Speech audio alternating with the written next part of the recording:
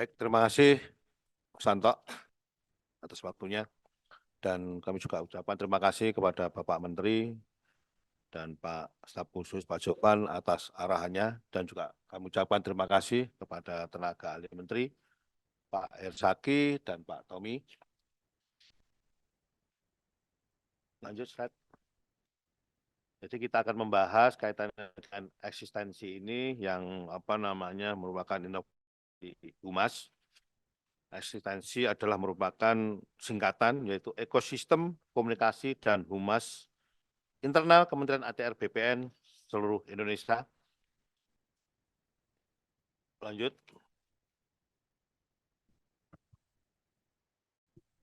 Suara saya bisa didengar Pak Kanwil, Pak Kepala Kantor.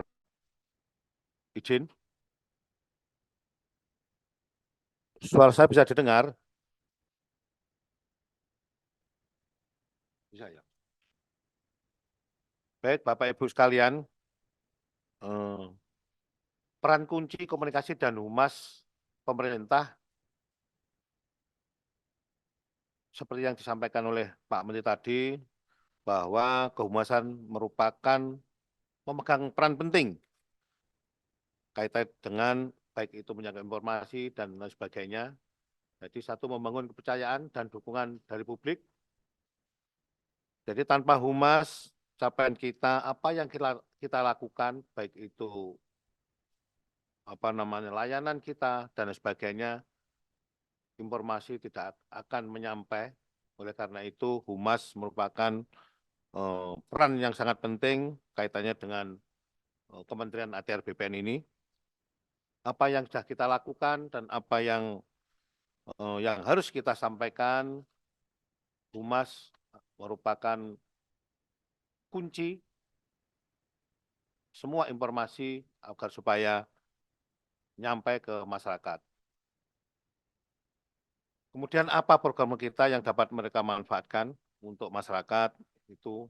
Kemudian humaslah yang dapat mengemas dan menunjukkan betapa negara ini hadir di tengah masyarakat.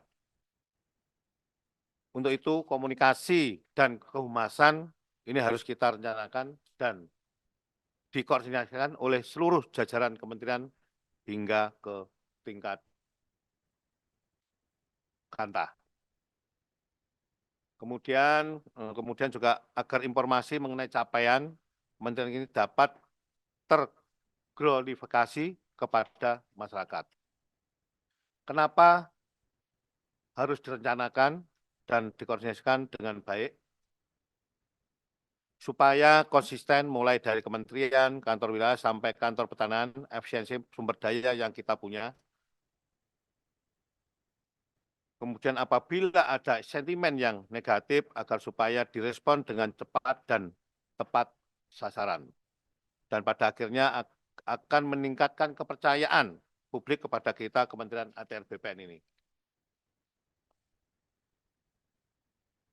Nah, perlu diketahui juga siapakah pengelola komunikasi dan kehumasan ini. Yang pertama adalah di level kementerian, ATR BPN yang dilaksanakan oleh Biro Hubungan Masyarakat. Kemudian yang kedua dilaksanakan di tingkat Kanwil oleh bagian tata usaha, di kantor pertanahan oleh sub bagian tata usaha. Selanjutnya juga dilakukan pengelolaan komunikasi dan komunikasi ini adalah tanggung jawab kita semua, tanpa terkecuali, termasuk individu juga agar supaya berpartisipasi atau peduli dengan kaitannya dengan menyampaikan informasi-informasi itu. Dalam menyampaikan informasi kepada masyarakat, Kementerian ATR BPN mempunyai aset digital, yaitu kita mempunyai website, kemudian juga mempunyai akun media sosial kita juga cukup besar, kemudian Instagram, Facebook, Twitter, dan YouTube. Selanjutnya juga TikTok mungkin, dan sebagainya. Total pengikut lebih dari saat ini 600.000 orang. Kemudian lanjut. Selain itu, pada Kanwil dan Kanta juga kami himbau untuk memiliki media yang cukup besar, jumlah website yang melaporkan aktif sebanyak 516, kemudian Instagram 516, Facebook 515, Twitter 502, YouTube 497. Ini yang belum TikTok ini ya, contoh ya. Tolong ini TikTok ini juga harus diadakan juga.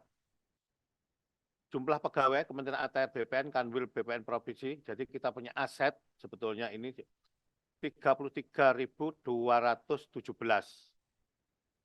yaitu 19.887 ASN dan 13.330 non-ASN. Jadi kami harap setiap kita ini adalah merupakan humas dan setiap kita adalah ambasador. Jadi kami himbau kepada teman-teman semua, baik itu tingkat kanwil maupun satker maupun secara individu, pegawai ASN maupun non-ASN adalah merupakan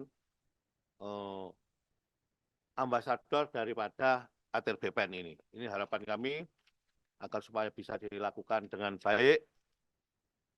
Lanjut. Kemudian optimalisasi ekstensi ini, Kesting Komunikasi dan Humas Internal Kementerian ATR BPN agar supaya mempercepat jangkauan capaian Kementerian ATR BPN.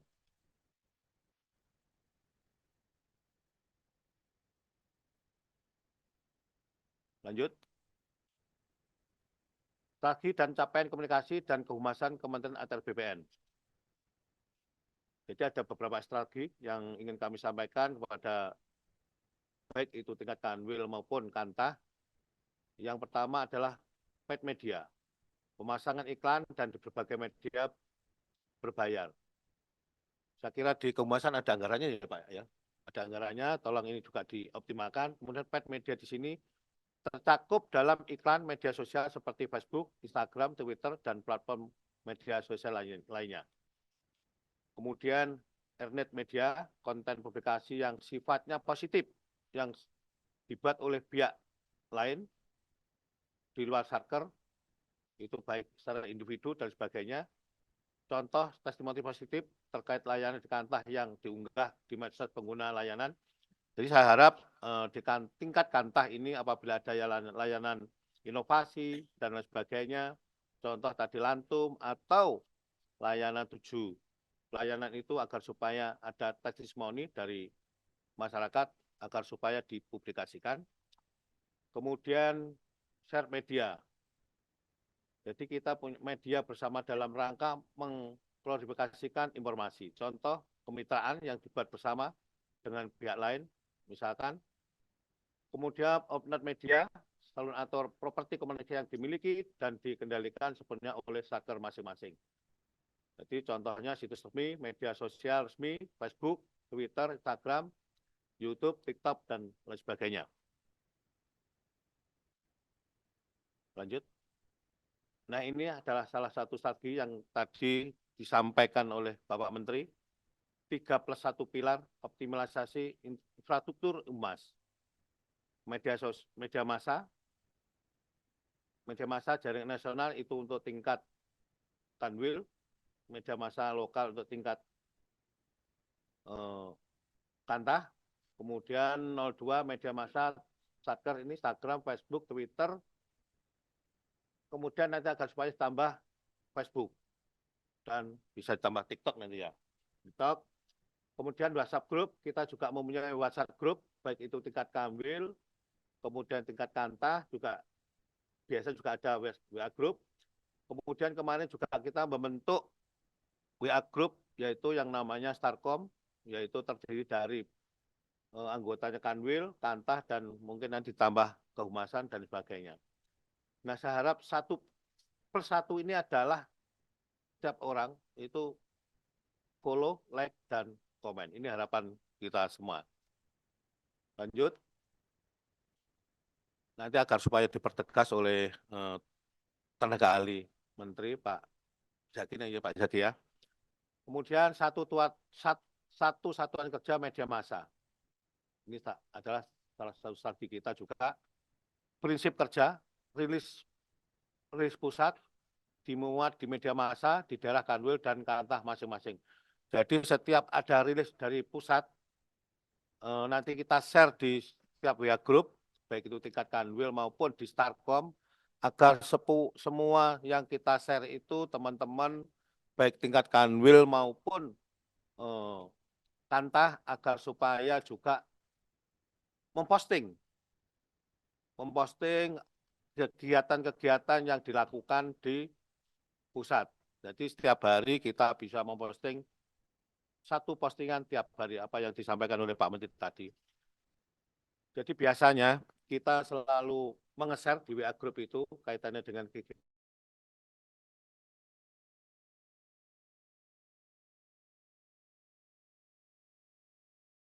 supaya meneruskan postingan itu ke grup-grup yang lain, baik itu grup Kanwil maupun Kantah maupun grup individu. Itu yang harapan kami. Kemudian strategi yang ketiga, satu hari informasi yang sudah disinggung oleh Pak Menteri dan bahkan ditegaskan tadi, kayak wajib tadi. Jadi setiap hari kita harus wajib memposting seluruh kegiatan-kegiatan, baik itu bahannya dari pusat maupun itu daerah masing-masing. Oke, lanjut. Lanjut, Mas.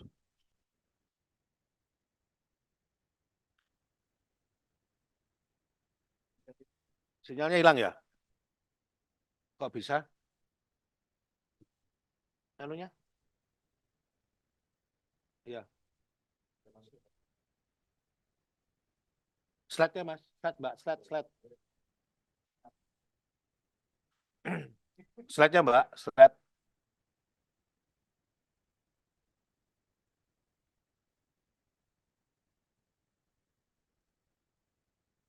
Sinyal lagi hilang ya? Jadi pokok-pokok tadi secara keseluruhan, secara apa namanya besar tadi sudah disampaikan oleh Pak Menteri maupun staf khusus kaitannya dengan tugas-tugas kita saat ini atau tugas-tugas eksistensi ini agar supaya Bapak Ibu sekalian, baik itu tingkat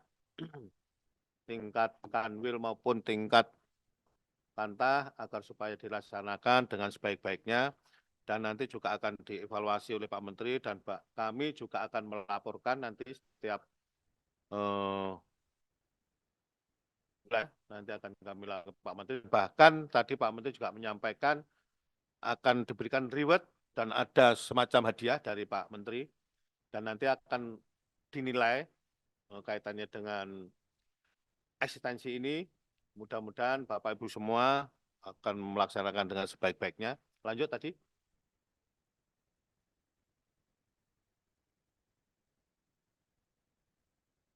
Lanjut. Jumlah pegawai aset kita juga sudah kita sampaikan. Dan lanjut. Nah ini satu hari satu informasi. Jadi setiap hari baik itu tingkat Kanwil, informasi itu baik itu melalui WA Group agar supaya disampaikan nanti informasi itu sampai tingkat bawah dibagikan dan sebagainya. Kemudian demikian juga Kantah juga demikian, WA Group di Kantah juga disampaikan kepada setiap anggota grup yang lain. Oke, lanjut. Kemudian yang strategi yang plus satu ini adalah ikuti, sukai, dan komen. Jadi kami harap pada seluruh teman-teman semua, Bapak Ibu semua, baik itu secara institusi maupun individu, agar supaya mengikuti kegiatan-kegiatan di ATR BPN ini, baik itu melalui Instagram, Twitter, maupun Facebook, menyukai dan memberikan like atau komentar kepada, tentu ini yang positif saya kira, kaitannya dengan simbol kementerian ini. Oke, lanjut. Produk konten ini contohnya dengan engagement tertinggi tahun 2023, kita mencapai untuk pasang patok, kita mencapai 642.000, kemudian konten sertifikat mencapai 553.000. Kemudian dibandingkan selanjutnya dengan 2024 ini, prodi konten dengan engagement tertinggi tahun 2024, kita sudah mencapai 3,1 juta follower. Kemudian untuk pengecekan keliling di kantor kemarin Pak Menteri mencapai 1,8 juta view. Saya kira peningkatan yang sangat luar biasa kaitannya dengan publikasi di kehumasan ini. Oleh karena itu kami ingin sekali pada Bapak Ibu semua untuk mendukung dan mensupport kaitannya dengan kegiatan-kegiatan kehumasan agar supaya informasi-informasi itu bisa mencapai, bisa nyampe di masyarakat. Jangan sampai masyarakat yang mencari informasi, tadi yang disampaikan Pak Menteri seperti itu, tapi kita yang menyampaikan informasi itu kepada masyarakat. Oke, lanjut. Kemudian hasil monitoring kita, pemberitaan, yaitu di media televisi, media online, media cetak, maupun media sosial. Kemudian peningkatan pemberitaan pada saat Pak Menteri menjabat Pak Ahy menjabat jadi menteri atau dilantik menjadi menteri ATR BPN, kita mencapai ranking 1 dari seluruh kementerian maupun lembaga yang lain. Alhamdulillah ini sangat luar biasa yang kita capai oleh pemberitaan kita. Kemudian kita selalu menjadi 5 besar peringkat kita di tingkat kementerian maupun kelembagaan. Perbandingan jumlah pemberitaan Kementerian ATR BPN, jadi tahun November 2023, ya Desember 2023, kemudian kita mengalami peningkatan yang sangat luar biasa kaitan pemberitaan ini. Pak Menteri Hadi Cahyanto, kemudian 2024 Pak Ahy mencapai peningkatan yang signifikan, saya kira. Oke, lanjut. Kegiatan Media Center 2024, kita ada doorstop media, kemudian konferensi pers, dan sebagainya. Oke, lanjut. Monep kita, nah ini perlu dilihat kepada teman-teman semua, Monep media sosial satker kita, baik tingkat kanwil maupun kanta, ini penilaian dari kami, peringkat 1 adalah Provinsi Kalimantan Selatan. Aplaus untuk Kalimantan Selatan. Sangat luar biasa, mencapai nilai 3,74, kemudian disusul oleh Provinsi Riau, yaitu 3,65. Aplaus untuk Provinsi Riau, kemudian untuk Provinsi Jawa Tengah dengan nilai 2,94. Aplaus untuk Jawa Tengah, kemudian Provinsi Bengkulu 2,90, kemudian disusul Provinsi Bangka Belitung 2,86. Ini agar supaya dipertahankan dan ditingkatkan kembali, dan tolong pada teman-teman semua juga supaya bisa menyusul untuk meningkatkan performa satkernya masing-masing. Oke, lanjut. Kemudian kegiatan kita, yaitu share pers, kemudian berita foto, kemudian dokumentasi foto, kemudian juga ada dokumentasi video landscape, narasi tunggal, buku himpunan pidato, kemudian ada komik, motion grafis, infografis, kemudian ada video Affair BPN, jadi yang agak lucu-lucu itu, kemudian ada buku siaran pers, majalah, newsletter, kemudian press brief, kemudian ada advertorial, TV, radio, online, cetak, dan draft wawancara media. Output kita, yaitu pemberitaan dan publikasi. Itu, saya kira itu. Lanjut. Kemudian capaian produk siaran pers dan berita foto tahun 2023, sampai dengan 2024, kita 2023 itu mencapai 667.000. Dan saat ini 2024, siaran pers kita mencapai 250 yang sekarang masih beberapa bulan. Insya Allah kita nanti akan mencapai 1.000 siaran pers sampai bulan Oktober. Kemudian berita foto sampai Oktober nanti kita bisa mencapai 500 berita foto. Oke, lanjut. Kemudian peningkat produksi konten video untuk infografis periode Desember 2022 sampai 2023 kita juga mengalami peningkatan yang cukup signifikan. Infografis 327, kemudian 2023 402, jadi meningkat terus. 2024 kita sampai Oktober mungkin bisa mencapai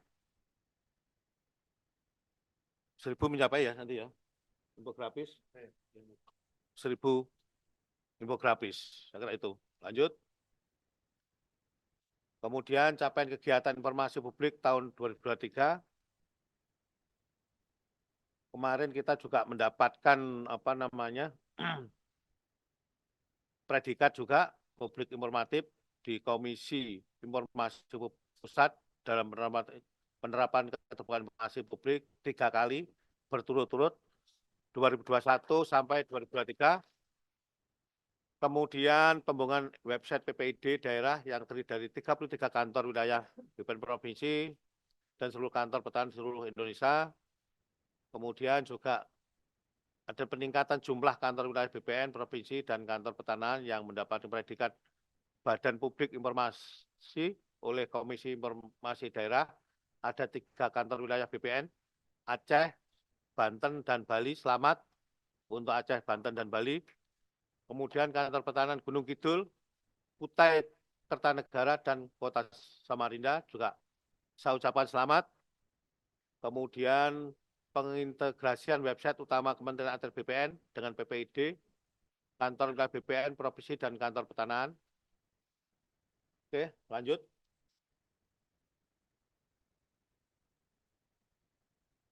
Ini adalah slogan yang disampaikan oleh Pak Menteri. Tuhan Maha Tahu, tapi rakyat perlu diberitahu. Jadi apa yang kita lakukan selama ini,